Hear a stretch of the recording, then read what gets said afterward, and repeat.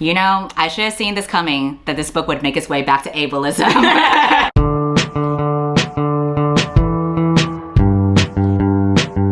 The time has finally come for my first ever Colleen Hoover book roast video. Just like my last roast video where I talked about Hooked, I have another friend in the same room as me. My friend Levi will also unfortunately be hearing every single thing that happens in this book. But you also liked Hooked. But I don't think I would like Verity just based on principle alone.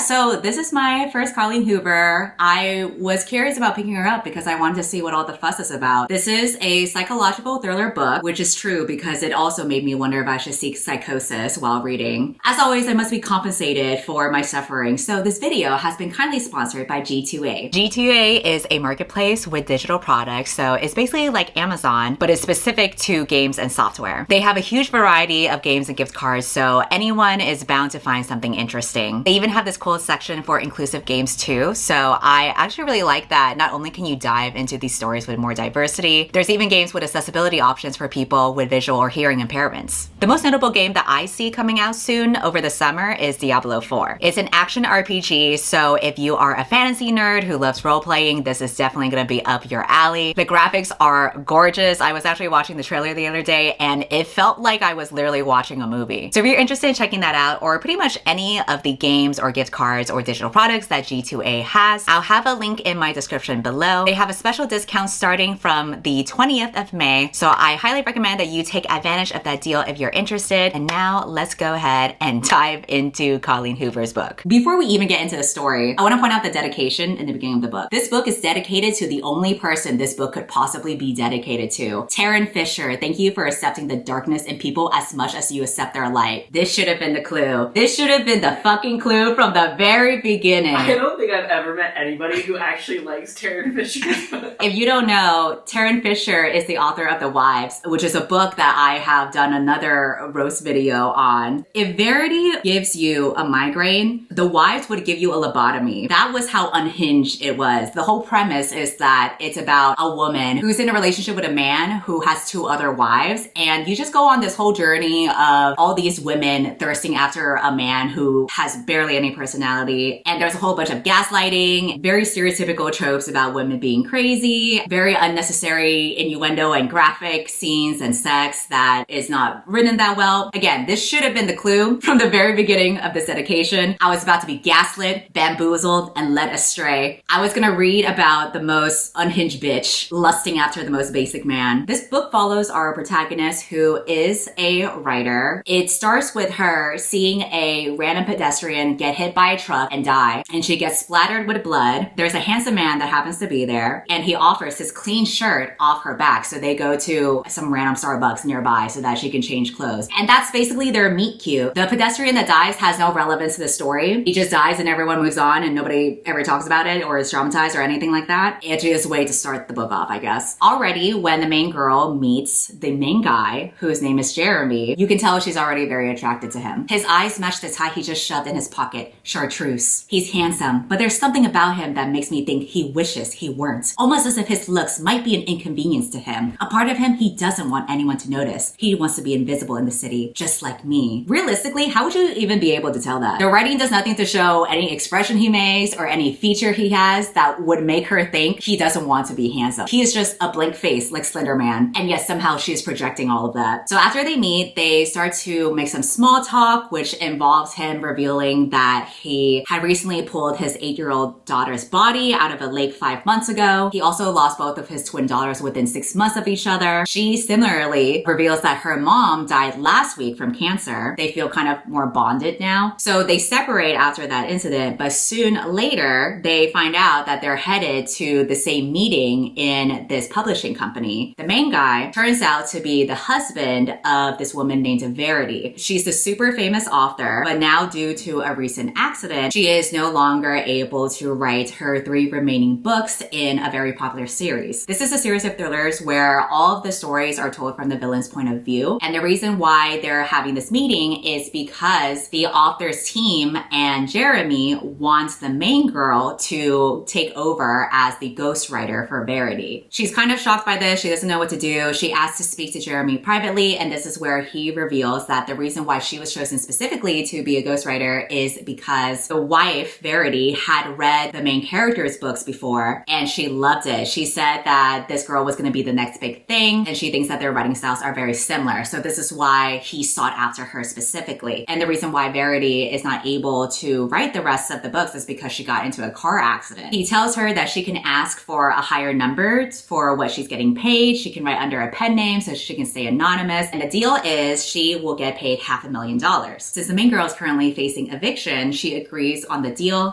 And part of it means that she will travel to Vermont and stay over at Verity's house with the husband in order to gather notes from Verity's office to see where her head was at with the next few books in the series. So we see the main girl arrive to Vermont with the husband. She meets the one surviving child in their family. His name is Crew. He's a 5-year-old boy. At the house, we also meet Verity, who is bedridden and mute. There is a nurse that's tending to her, but she doesn't blink or respond or even seem to be aware that anyone is talking to her or even there. There's also an interesting thing that she notices while she's going around the house. My eyes are pulled to the headboard, specifically to the teeth marks bitten into the top edge of the headboard in the center of the bed. I'm wondering which one of them had to bite the headboard in order to keep quiet during sex. Have I ever had sex that intense? What I'm wondering is, how does she know that they were teeth marks? Do people actually bite the headboard when they're having sex? The headboard? What contortion do you have to be in to like bite? I'm assuming it's a wooden headboard. I think it's like doggy style, right? How is your headboard like up here? Aren't headboards usually tall? There can be headboards that are like short enough. Someone can draw a diagram. Someone who's watching this video, they can try to figure out the mechanics of this. But why would you ow? She goes to the dentist. They're like, yo, your teeth are fucked up. Anyway, apparently she's been biting the headboard like a damn beaver while they're having sex. But who am I to kink shame, really? Jeremy explains how messy and erratic his wife's notes are. And to establish how often Verity took notes on her stories, he talks about how she would write down ideas on napkins or on waterproof notepads in the shower. She once used a Sharpie to write down character names on the bottom of Crew's diaper. We were at the zoo and she didn't have a notepad. The world was her manuscript. No surface was safe. Girl, you didn't have Notes app on your phone? I was literally about to say that's what modern phones are for. Imagine smearing shit to write down your ideas for a dark romance book. Funny how I feel like this book was also written on a diaper because it's also full of shit. So she's sorting through this office, trying to find notes for the series that she's supposed to finish, but instead she stumbles upon a draft for Verity's autobiography. It's titled So Be It. It starts off with the author writing just how disturbing it will be. What you read will taste so bad at times, you'll want to spit it out, but you'll swallow these words and they will become part of you, part of your guts, and you will hurt because of them. Which book are we actually reading here? This is getting too meta for me. Am I reading a story or am I reading a personal threat? What's funny is that I felt the exact same way reading The Wives, so maybe that's why this book is dedicated to the author. In the autobiography, it is revealed that Verity is a hypersexual woman who just wants to bang a bunch of dudes for money. It starts off with how she meets her husband, Jeremy. They met at a party. She regularly looks for guys to sleep with because she's a gold digger. She sneaks into this event by stealing a dress from Macy's. It was a fuckable dress, the kind of dress a man can easily bypass when he wants between your legs. The mistake women make when they choose their clothes for events like the one I was at is that they don't think about them from the man's perspective. A woman wants her breasts to look good, her figure to be hugged. Even that means sacrificing comfort and wearing something impossible to remove. But when men look at dresses, they aren't admiring the way it hugs the hips or the cinch at the waist or the fancy tie at the back. They're sizing up how easy it will be to remove. Will he be able to slip his hand up her thigh when they're seated next to each other at a table? Will he be able to fuck her in a car without the awkward mess of zippers and Spanx? Oh no, this is even worse than finding out she's a murderer. This is finding out she's a pick-me girl. Yeah, because this is what the world needs more of. More men's perspectives. Keep in mind that this is an older white lady who stole her dress from Macy's. She's trying to describe herself as a femme fatale when she looks like a Karen I saw at Wendy's last week. At this party, this is where she meets Jeremy, but he's not a rich guy. However, she can't help but feel enamored by him anyway. I was surprised by how much I loved that he had brought me to a limo that wasn't even his. He wasn't rich, yet I still wanted to fuck him. Wow, that's how you you know it's true love. This is probably exactly how Jasmine felt when she met Aladdin. Disney was taking notes. His fingers felt good in my hair, and his tongue felt good in my mouth. I felt good to him too. I could feel how good I felt to him in the way he kissed me. This is truly the pinnacle of writing. This is what real writers gotta do. Instead of trying to dress up descriptions of your writing with things like metaphors or basic descriptions, you just say something feels good over and over. He fed me before he fucked me, took me to a steak and shake, and we sat on the same side of the booth, eating french fries and sipping chocolate shakes between kisses. No one heard me when I moaned. No one cared when he pulled his hand away and whispered that he wasn't going to give me an orgasm in a steak and shake. I wouldn't have minded. Maybe you should have fucking minded. What did this establishment ever do to you? Imagine you're a minimum wage worker, just trying to survive your job, and you see these people going at it like teenage horn dogs. She wanted his steak and he wanted her shake. Imagine having to clean up a booth after that. This is why unions were made. I've seen less vile shit in the ball pit at McDonald's. It was as if I had been standing on the edge of a cliff my whole life, and finally, after meeting Jeremy, I felt confident enough to jump because for the first time in my life, I felt confident that I wouldn't land. I would keep flying. Somehow, after one meeting, she is completely digmatized by him. This is how the main character should have known that this whole book is probably fictional, because no way would the dick be so good that she would turn into Peter Pan. We didn't leave his apartment for 3 days. We ate Chinese takeout. We fucked. We ordered pizza. We fucked. We watched TV. We fucked. We both called in sick to work that Monday, and by Tuesday, I was obsessed. I was obsessed with his laugh, with his cock, with his mouth, with his skill, with his stories, with his hands, with his confidence, with his gentleness, with a new and intense need to please him. I needed to please him. I needed to be what made him smile, breathe, wake up in the mornings. Ain't no way that dick is that good. Drink some damn water. Take a walk. He got her living like it's 2020 at the peak of COVID-19. This excerpt reads like someone who just got indoctrinated in a cult called straight culture. You know the whole time she's talking about how she wants to rip off her panties for him. This is just what the guy looks like. Like he's literally just a guy named Jeremy. But the chapter of this autobiography ends very ominously. I was his sole reason for living until he discovered the one thing that meant more to him than I did. We then jump back to present day with the main girl. She is hooked. She want to know what happens next. Ever since she started reading the manuscript though, she feels nervous around Jeremy because she had read all these intimate details about his life. I can't even make eye contact with him. All I can think of when I look at him is the part of Verity's manuscript I read where she mentioned his hand was between her legs at the steak and shake. Yeah girl, me too. That was the only specific part of the story. Is Steak and Shake sponsoring this book? What's going on here? Is this a new place to get laid? Like, is this a new hotspot here? I'm curious to know what kind of marriage they had and why she ended the first chapter with the sentence she chose, until he discovered the one thing that meant to him more than I did. The sentence is ominous. It's almost as if she were setting up the next chapter to reveal some terrible, dark secret about this man. Yeah, bitch, that's how writing works. Generally speaking, you build up an event to lead to the next event in the story. Sometimes you write cliffhangers to lead to the next part. This is writing 101. The main girl is like, wow, I've never used a literary device in my life, but this shit slaps. She decides to read one more chapter of the manuscript before she sleeps. Colleen Hoover performs another literary device to show the wife's addiction to the main guy. I, period, was, period, taken, period, by, period, him, period. Addicted to him. We find out they have entire conversations while having sex, like he'll be thrusting into her while suggesting that she moves in with him. I leaned forward, ripped his headboard, and then bit down on it, stifling my screams. Sometimes I would straddle my pillow and bite down on the headboard while I touched myself, pretending he was beneath me. Here we go with the damn headboard again. Turns out she really was a beaver, just chewing on the thing like a damn chew toy. She misses him so much while he's away at work that she starts writing a novel to keep herself busy. Because we all know that women can't have hobbies unless it's to actually distract ourselves from how much we want to bone a man. My days were filled with thoughts of Jeremy, and if I didn't figure out how to fill them with thoughts of something else until he returned, I was afraid I wouldn't be able to hide how much his absence gutted me. I created a fictional character and called him Lane. When I was missing Jeremy, I would write a chapter about Lane. My life over those next few months became less about Jeremy and more about my character, who was, in a sense, still Jeremy. But writing about it instead of obsessing about it felt more productive. I wrote an entire novel in the few months he was gone. When he showed up at our front door to surprise me with his return home, I had just finished editing the final page. I congratulated him with a blowjob.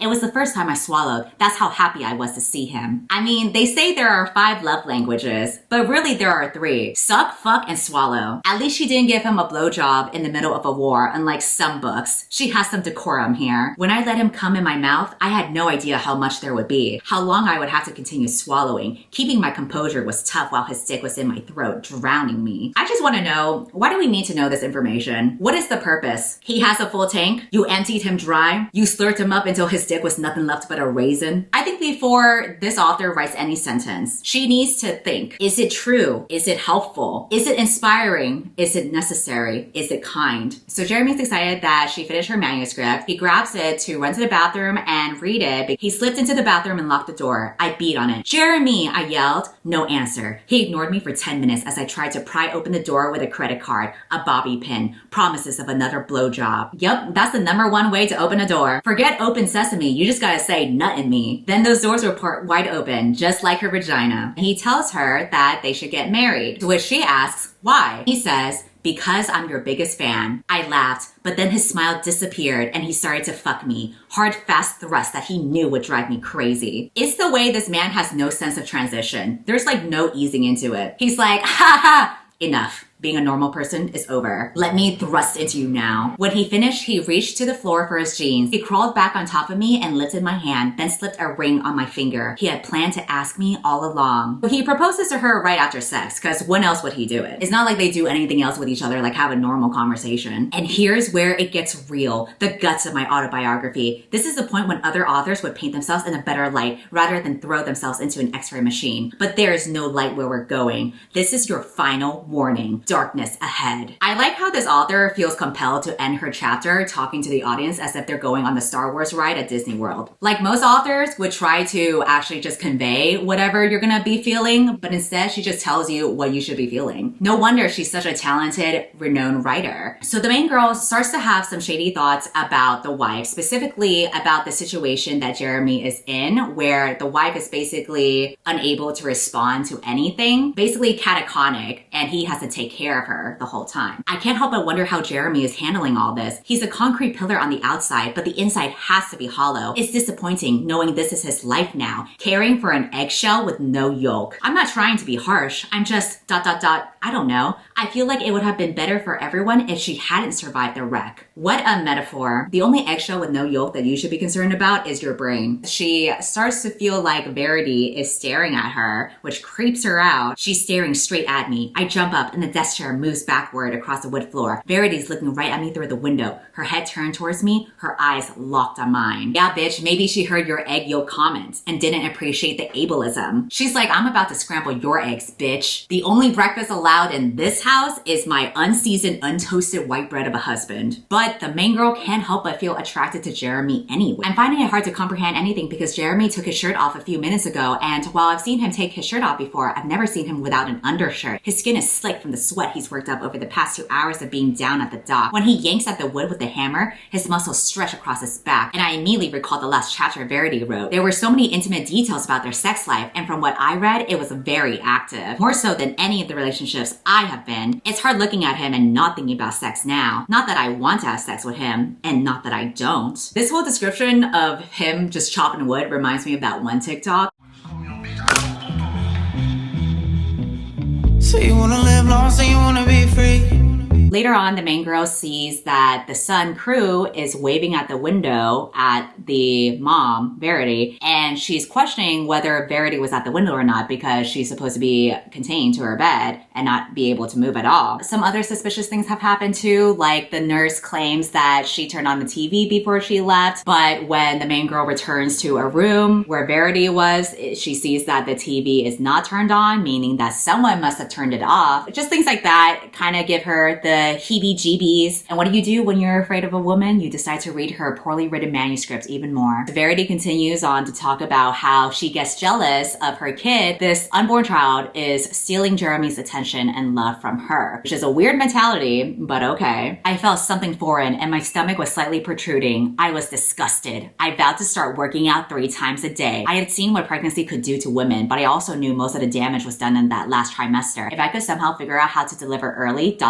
maybe around 33 or 34 weeks, I could avoid the most detrimental part of pregnancy. Basically, she becomes more concerned about being fit and maintaining a model body despite being pregnant. And she thinks pregnancy is getting in the way of her looking sexy for Jeremy because priorities. At some point, Jeremy tells her, I need to feed my girls. And she's kind of salty about that. And she says, you don't even know if it's a girl yet. To which he smiles and says, it's a girl. I have a feeling. I wanted to roll my eyes because technically it was nothing. Not a boy, not a girl. It was a blob. I wasn't that far along yet. So assuming the thing growing inside me was actually hungry or craving any particular type of food was absurd. You know what? At least she's not pro-life. But I don't know if she's pro-choice either. I think she's just anti-life. Fuck them kids. So Verity then finds out that she is having twins, which is horrible news for her. Even if I delivered early, it didn't matter. Now that there were two of them, my body would suffer even more damage. I shudder daily at the thought of them both growing inside me, stretching my skin, ruining my breast, my stomach, and God forbid the temple between my legs where Jeremy worshipped nightly. How could Jeremy still want me after this? During the 4th month of pregnancy, I started hoping for a miscarriage. I prayed for blood when I went to the bathroom. She starts doing things to sabotage her pregnancy. She starts to take sleeping pills.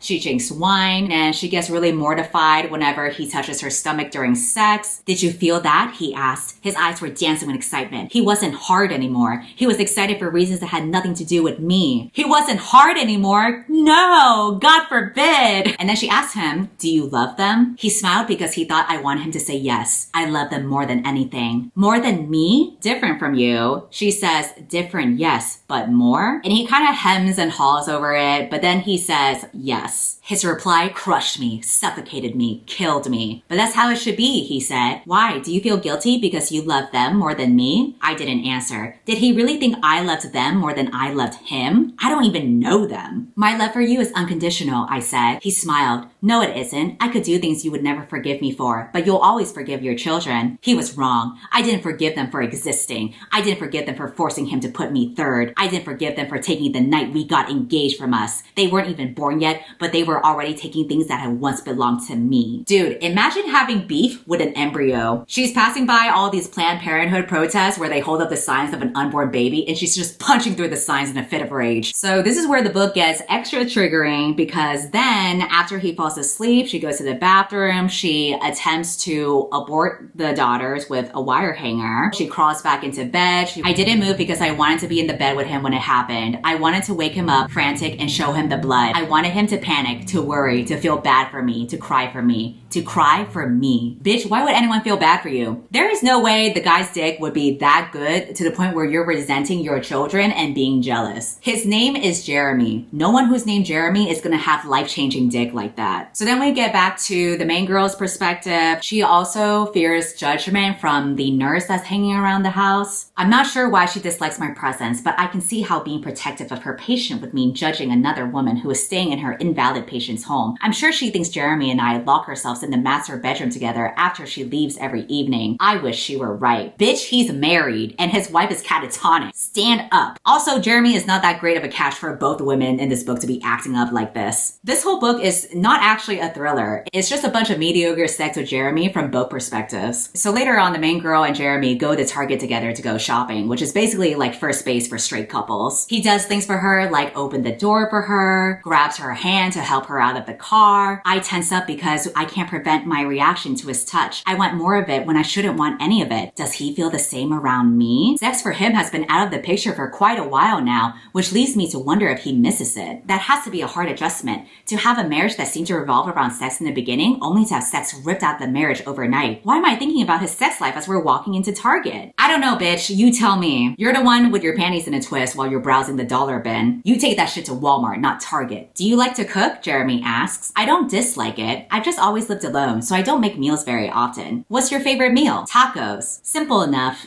I know this bitch thinks they're having some quirky conversation while secretly lusting for him to eat her taco out. He's in the juice aisle when I tell him I'll be back, that I need a few things outside the grocery department. I get the tampons, but grab other things to throw in the cart with them, like shampoo, socks, and a few shirts, since I didn't really bring any with me. I have no idea why I'm embarrassed to buy tampons. It's not like he's never seen them. And knowing Jeremy, he's probably purchased them for Verity a few times. He seems like the type of husband who wouldn't think twice about it. This is such middle school way of thinking. If you're getting jealous of a man buying his wife tampons, seek help. When she finds Jeremy in the grocery section again, she notices that he's being flanked by two women who are making conversation with him. They're being kind of nosy and gossipy, but Jeremy is having none of that because when they say, "Tell Verity I said hello and we hope she's recovering well," Jeremy says, "I'll share the message. Give my best to Sherman." Patricia makes a face. "My husband's name is William." Jeremy nods once. "Oh, that's right. I get them confused." So after they leave, the main girl asks him, "Who is Sherman?" And Jeremy says, "The guy she fucks behind her husband's back." I look at him, shocked. He's smiling. "Holy shit," I say, laughing. When we get to the register, I can't stop smiling. I don't know that I've ever seen that kind of epic burn in person. Somehow in this Target, we have time traveled to 2012, where now we're concerned about the boy that we have a crush on, seeing that we're buying tampons, and we're dealing epic burns to people. Case in point, Jeremy says, "I probably shouldn't have stooped to her level, but I can't stand hypocrites." Yes, but without hypocrites, there would be no epic karmic moments like the one I just witnessed. So after all the epic karma and epic burns, we get some more romantic tension. We hold eye contact for several seconds and I feel his stare stirring things up inside me. It makes me wonder if it does anything to him when I look at him. When they're back at the house, more suspicious things happen. Like Crew, the son, tells the main girl that his mom says that he's not supposed to touch her knife, which is weird because isn't Verity not supposed to speak? She also can't find this knife that was supposedly talked about. And once again, she catches Verity watching her. So she's getting bad vibes all around, and she thinks it's apparent that the way she wrote the rest of her novels wasn't a unique approach for her. After all, they say, write what you know. I'm beginning to think Verity writes from a villainous point of view because she's a villain. Being evil is all she knows. This is classic book Twitter logic. If someone writes a bad thing happening in a book, that must mean they condone that bad thing. The main girl is about to write a Twitter thread, reasons why Verity is problematic, a thread. So we dive back into the manuscripts that Verity wrote. She has not been successful in trying to abort the babies, even though she's tried giving herself an abortion with a wire hanger, random pills. She's tried accidentally falling down a flight of stairs. The only thing that resulted from any of her attempts is just a small scar on one of her baby's cheeks. The babies are born. Jeremy's happy. He's holding the baby and he's super excited. And Verity says, "Bring me the scarred one." And maybe that's the whole reason why the baby has a scar, so that Verity can talk like a Disney villain. She breastfeeds her baby. She does not like it at all because she's thinking, I wish Jeremy was sucking these boobies. Literally, that is what she's thinking, because the quote here says, "He watched her begin to suck. It felt wrong. This infant sucking on something Jeremy has sucked on before. I didn't like it. How would he find my breasts attractive after seeing babies feed from them every day?" Meanwhile, in present day, the main girl has been hanging out more with Jeremy and the surviving child. They're going on dinners together. Basically kind of like a date. She goes ahead and dresses up for them too, puts on makeup, wears a nice dress. There are some moments where they almost kiss, but not quite. But she is still very much absorbed with Verity's manuscript. I flip through the pages of Verity's manuscript, hoping to find an intimate scene with Jeremy. I'm not sure what kind of person that makes me in this moment, because reading this is wrong on so many levels, but it isn't as wrong as crossing that line with him physically would be. I can't have him in real life, but I can learn what he's like in bed to aid in all my fantasies I'm probably going to have about him. This bitch is just flipping through the shit and taking notes. She's trying to get some studying done, cramming for exams to get that coochie crammed as well. So as she's getting more tea from the manuscript, we see Verity continuing to be a terrible mother. Once Jeremy returned to work, it ended up being the best thing that ever happened to me. He would leave at 7 in the morning. I would wake up with him so that he could see me caring for the girls. After he was gone, I would put them back in their cribs,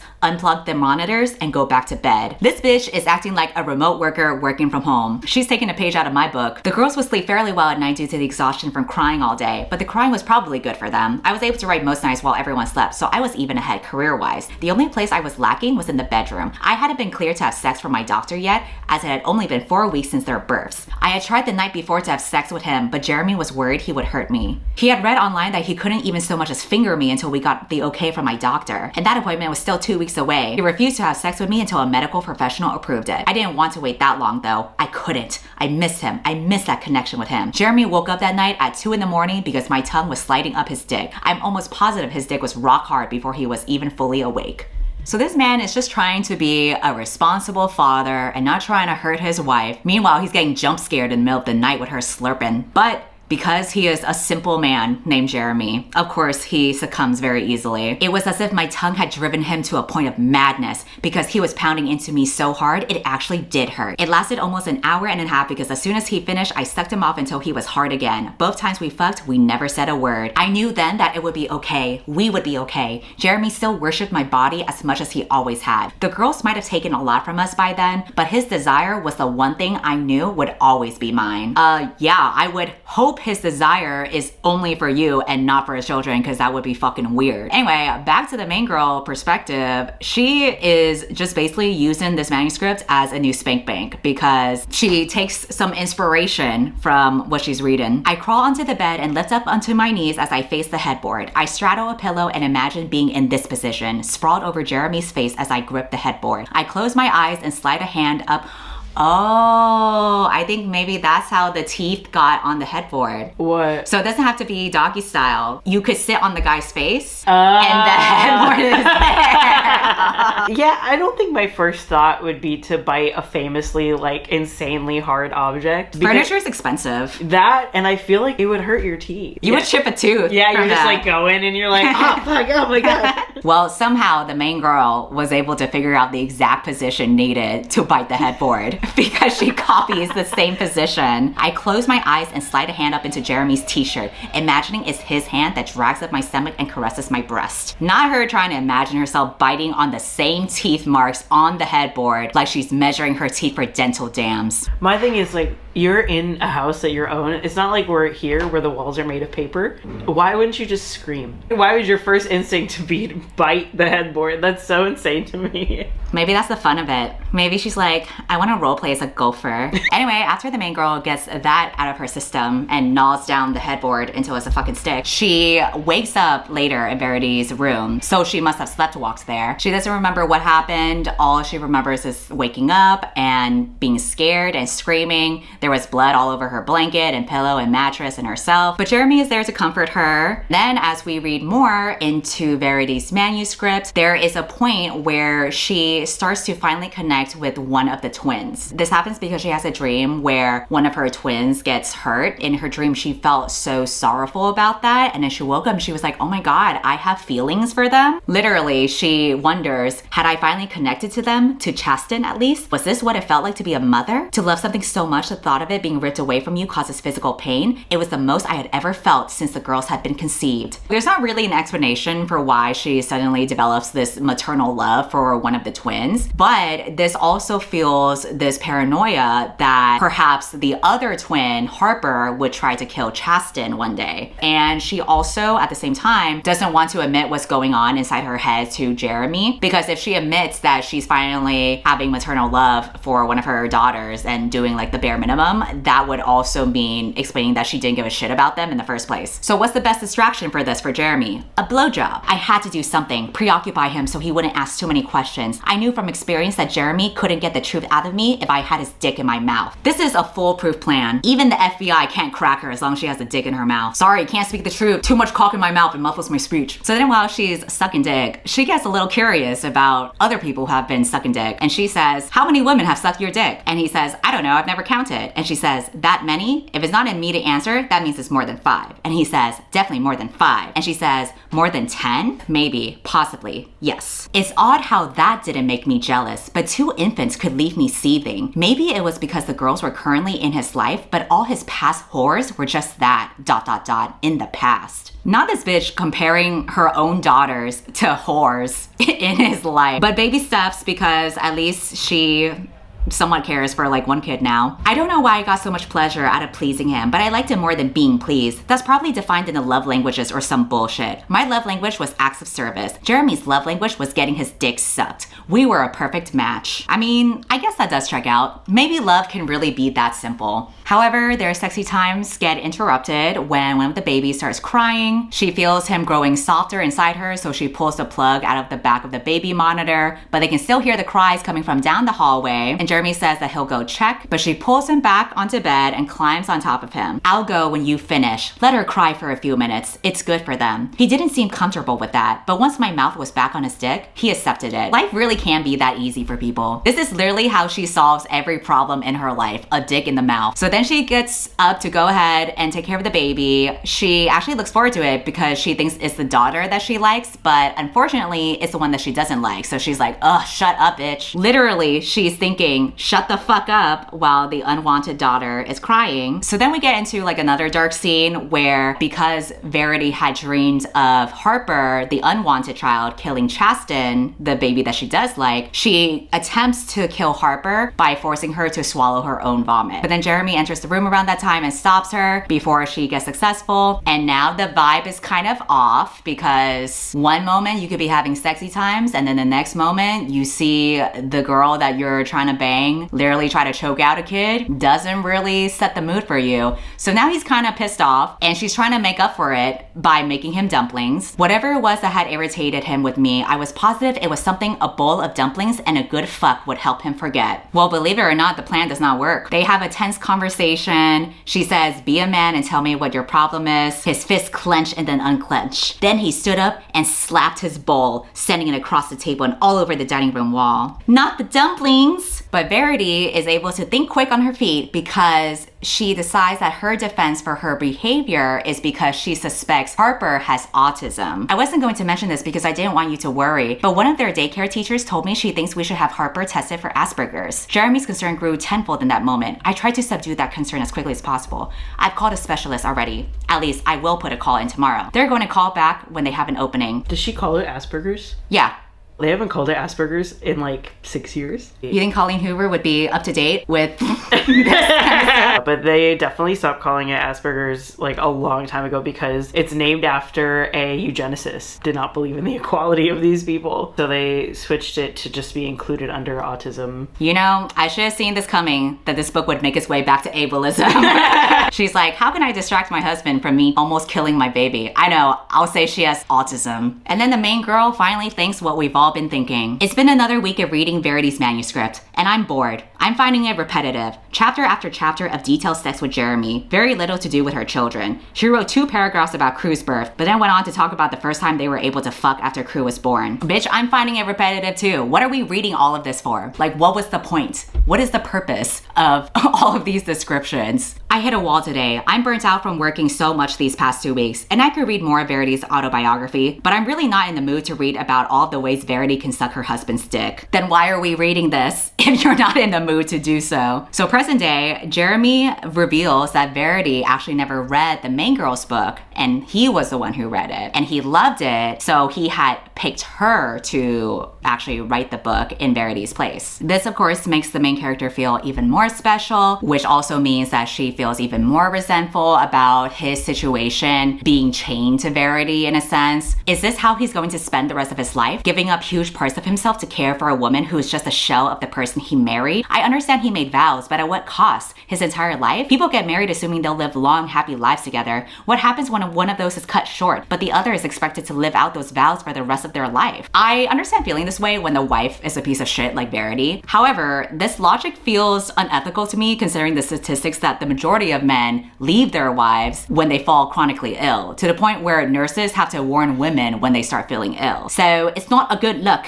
but she is stigmatized. The heart wants what it wants, and the teeth want to chomp where they want to chomp. Then in another chapter, it is the main girl's birthday, and she is so smitten by him. There's a point where he holds her driver's license. He runs his thumb over her picture, and she gets actual chills. He didn't even touch me. He touched my fucking driver's license, and it turned me on. Girl, stand up. If I needed an organ, and I saw the organ donor sticker on her driver's license, I'd be like, never mind. So then he surprises her with a birthday cake. She goes ahead, blows out the candle to make a wish. I've been lucky enough to land a really great job. I'm about to get more money than I've ever had in my bank account at one time. The only thing in my life that I feel like I want right now that I don't have is him. He holds the plate and I take another bite, then offer him a fork. He shakes his head. I had a bite in the kitchen. I don't know why, but I wish I had seen that. I also wish I knew if he tasted like chocolate. Speaking of moist things, the main girl and Jeremy finally have sex later that night. But then while they're having sex, she sees Verity watching them from the top of the stairs. She freaks out and shouts Verity's name, and Jeremy stops and thinks that she's just shouting the name out of guilt to remind him that he has a wife. But she's like, no, bitch, I don't give a shit about that. Your wife is literally watching us. So they come to check on Verity, but she is just in bed, asleep, being chill and peaceful and not present at all. But she asks Jeremy if it's possible that Verity is faking her injuries. He says no, because he has seen the scans, so it would be impossible. So the main girl decides to finish the autobiography and then figure out whether she should tell Jeremy the truth about Verity and show him the manuscript or not. She then reads that Chasten, the unwanted twin, died at a sleepover because of an allergic reaction. And Verity is writing this from her perspective, so this is how she describes finding out this news. I was standing at the sink washing a chicken, a fucking raw chicken. I could have been doing anything else, ...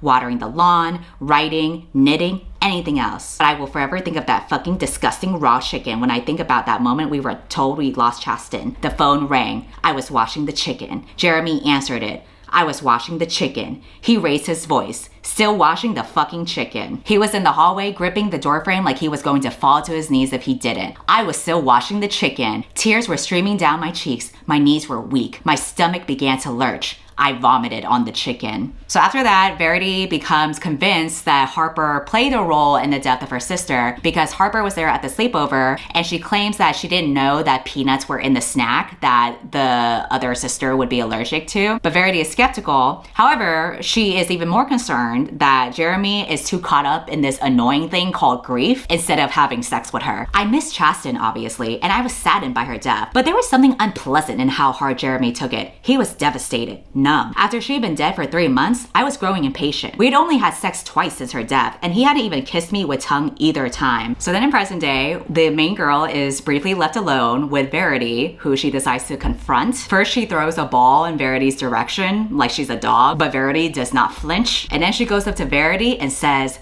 "You're a fucking cunt." Still no reaction from Verity. Dude, if you're gonna try to mess with her, at least try to tickle her or something. Tickle her armpit with a feather, see if she giggles. Grind some pepper in front of her nose, see if she sneezes. Put a headboard in front of her and see if she chomps on it like a fucking beaver. But instead, she says, Jeremy is going to fuck me in your bed tonight. Later that evening, the main girl suggests to Jeremy that he should place Verity in a nursing facility to ease the burden of caring for her. They end up having sex. He says he'll pull out. She says, okay, great. They indeed do it on the bed, and she indeed bites on the headboard. With the position he has me in, I'm compelled to lean forward and stifle the sounds of my climax. I bite down on the wood in front of me. I can feel Verity's teeth marks beneath mine. Different, unaligned with my own. I bite harder into the wood as I come, determined to leave deeper marks than she ever did. Imagine if this was Beauty and the Beast and the furniture could become sentient. That headboard has been through too much shit. That can't even go up on Facebook Marketplace. You gotta burn that shit. The main girl then continues reading the rest of the manuscript. She reads about how Harper drowned in a lake. Turns out it was not an accident. Who is surprised that the neglectful, ableist mother had intentionally killed her child? Who would have thought? So Verity capsizes the canoe that they're on intentionally, and she doesn't make an attempt to rescue Harper. So she essentially dumped her remaining daughter in a lake to drown. But the main girl decides not to tell Jeremy about the manuscript, just to keep the peace and not have him be in any pain. So they have sex yet again. He doesn't pull out this time, not like that was a great contraceptive method in the first place,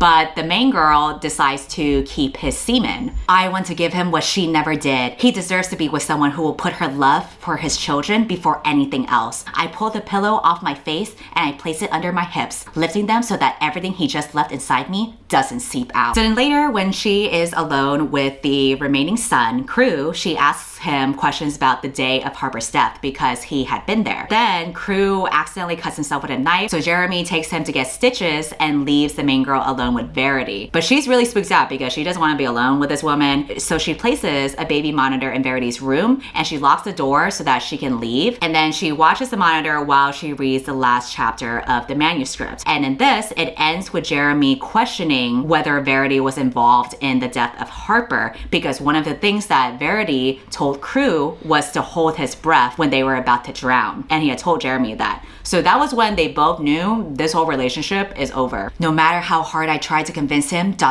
he would never believe me over Crew. He wasn't that kind of man. He put his kids first before his own wife. And that's the one thing I dislike the most about him. God, what a turnoff. Well, in response to being caught, she decides to do the only thing that there is left to do, which is death by suicide. And this is how the manuscript ends. Maybe he'll remember all the good times, all the blowjobs, all the swallowing, and he'll realize how much more time we'll have to do those things now that we only have one child. Or ... maybe he'll wake up convinced that Harper's death was not an accident. Maybe he'll report me to the police. Maybe he'll want to see me suffer for what I did to her. If that's the case, ... so be it. I'll just drive my car into a tree. The end. After reading that riveting conclusion where the title of the manuscript is revealed in very obvious italicized sentences, Jeremy returns, and on the baby monitor at the same time, the main girl sees that Verity is on the floor of her bedroom, so she's actually moving. So she yells for Jeremy to come. Verity hears, so she crawls back into bed and just pretends to be still again. And so the main girl runs to their room. She goes to Verity. She's like, bitch, get up. And Jeremy's like, dude, you better stop. Why are you yelling at my catatonic wife? And then the main girl's like, no, you don't understand, but I know what will make you understand. So she finally gives him the manuscript and tells him to read it. Once he reads that last chapter, he is in such a fit of rage that he confronts Verity himself and he threatens to call the police. So then several seconds pass, and then finally Verity opens her eyes and everyone is like, what the fuck? And then she tells him, I'll explain everything. But it's too late because he's already pissed off. He's basically like rabid at this point. He begins to choke her and she's not able to explain at all like what the tea was. So the main girl's like, stop it, Jeremy. This isn't you. Stop it. You have to stop. You're crushing her windpipe. They'll know you killed her. I grab his face, try to pull him to me. Think about Crew. Your son will not have a father if you do this. This is actually the most logical this bitch has ever been the whole story. Before she thinks about how if Verity lives, she'll end up hurting Jeremy or Crew, and she'll probably kill them just like she did with Harper as an infant. So then she suggests that Jeremy should kill Verity in the same way that Verity tried to kill Harper as a baby, which is to make her choke on her own vomit. He just shoves his fingers down her throat, covers her nose and mouth. She's like choking a little bit. Then she dies. Everyone is shook and traumatized. The main girl and Jeremy vow never to speak about what happened. I don't know where the fuck Crew was at this point. He was probably taking a nap or something. But Jeremy says in the morning he's gonna call the police and tell them that he found her like this and she just aspirated in her sleep. And then we finally get to the epilogue, which is 7 months later. At this point, we see that the main girl and Jeremy are living happily ever after, and they're about to welcome a baby girl because, as we remember, they did not pull out that last time. FYI, even if you did pull out, that is not a safe contraceptive method. This poor child was bound to be born in this hellhole anyway. But the two of them decide to make one final trip to Vermont to clean out the old house. While they are there, the main girl discovers a letter that's hidden under the floorboards of Verity's bedroom, which is addressed to Jeremy. This is when she finds out that Verity's autobiography was a lie. The whole thing was a writing exercise. The editor said antagonistic journaling was the best way to improve my craft. She said I needed to get into the mind of an evil character by writing journal entries from my own life, ... things that really happened, ... but to make my inner dialogue in the journal entry be the opposite from what I was actually thinking at the time. So the big reveal here all this time was that she just wrote a bunch of heinous shit because it was opposite day. The entire thing was gaslighting. But you know what's even more ludicrous than any of this is the fact that she also says, I decided to combine all of my journal entries into an autobiography that could be used to teach other authors how to master their craft. I don't know what's more heinous, every excerpt that I just read out loud, or the fact that this is supposed to teach authors how to master their craft. So this is where she explains everything that actually happened. I never scolded Harper for her lack of emotions like I stated in the manuscript. I was using artistic freedom to further the plot. It's an insult that you believe I would speak to one of our children that way. It's an insult that you believe any of that manuscript or that I was capable of harming them. But I thought maybe if I release my guilt and my my grief onto this fictional villain I had created, it would somehow help me in a twisted way. I can't explain the mind of a writer to you, Jeremy, especially the mind of a writer who has been through more devastation than most writers combined. Basically what she's saying is, the girlies that get it, and the girlies that don't. I can't explain the mind of a writer to you. It is very normal to write about your dead daughters killing each other and you also wanting to murder your daughters as a way to cope with your grief. But apparently, Jeremy had already found the manuscript a while back and he thought it was real and he had confronted her and choked her out. And this happened way before the main girl even came into the picture in the first place. So in a blind rage, after he choked her out, he packed Verity into their car and he drove her into a tree and he left her for dead to make it look like an accident. Except the plan didn't work and she survived. So then Verity pretended to be comatose. She basically was just faking it to buy herself time to figure out what she was gonna do next. And in the meantime, she was writing this letter to Jeremy. And she writes, I don't blame you for what you've done to me. You were a wonderful husband until you couldn't be. And you were the best father in the world. Girl, stand up, especially now that we know that you can stand up. The main girl decides to destroy the letter to preserve Jeremy's peace. And then she vows to carry the secret to her grave. This is how Colleen Hoover's book ends. No matter which way I look at it, it's clear that Verity was a master at manipulating the truth. The only question that remains is, which truth was she manipulating?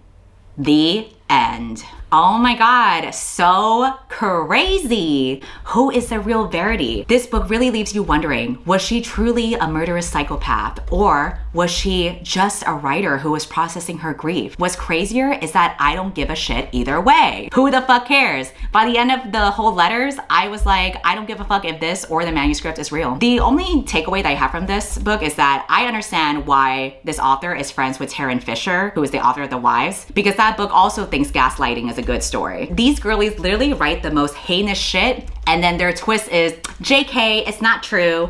Or is it? And they think that's juicy. Before I end this video, let's read the acknowledgements. Like most of what authors write, they tend to thank their family. So in this case, Colleen Hoover thanks her mother. With every book I write, it gets harder to find that same level of excitement I had while writing my first book. Without fail, my mother always brings that back to me. She makes me believe I have a brilliant mind when really it's mediocre.